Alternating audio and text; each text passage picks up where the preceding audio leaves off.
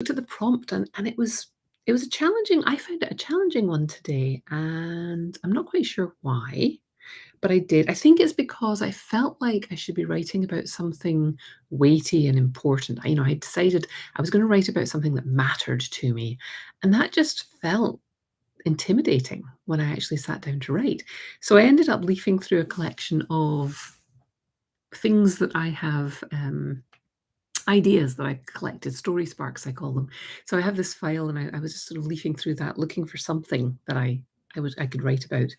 And it ended up being something that was sparked by an experience I had. And I decided that I would give it to a different character. And so I really didn't want to write it in first person because then it would feel like I was writing about myself. So I wrote it in third person, and I wrote it in um, present tense because I wanted it to be very experiential. I wanted the reader to be going through what the character was going through. And if you look at the prompt over at storyaday.org, day 3, I'll put a link down below for that. If you look at it, it's sort of leading you through a series of reactions. So I wanted to do that in present tense and close third person so that I could do it. It's very choppy. It's very, we're hearing conversation, then we're getting experiences as the person realizes what's going on. So it's very, very different from what I've been writing the past couple of days, which were much more narrative in form. What else did I want to say about that? Yeah, just exercise and letting go. And it's amazing how I really resisted parts of this prompt. And I was like, well, I'm just not going to do that then. And then when I went back and looked at my story, I actually had done the things that were in the prompt because it's a really good prompt. It's a really good structure for leading you through the story. But I think what I learned today, which I will inevitably forget, but hopefully not, is that getting started is important.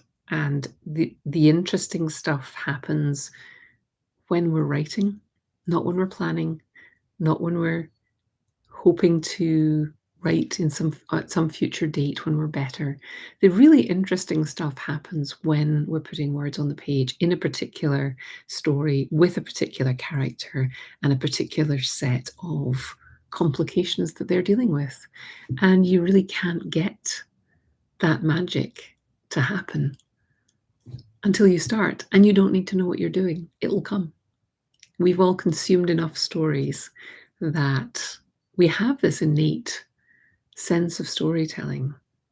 And if we trust ourselves, we'll get something done. My story was 148 words today. That's all. Yesterday was pages and pages. The day before that was pages and pages. And allowing myself to call it done and allowing myself to make it choppy like that was really fun. And I recommend it. I'll give you a hint. Tomorrow's prompt is also going to be about keeping things short. So stay tuned and come back for that.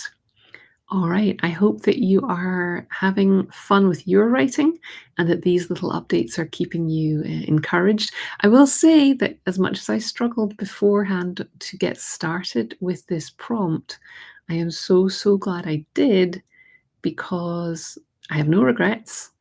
I feel lighter and brighter and just more energized because I actually did the writing. So I encourage you, if you're fretting about this, stop fretting. Nobody ever needs to see it. Just do some writing and you too can have a big stupid grin on your face. All right, keep writing.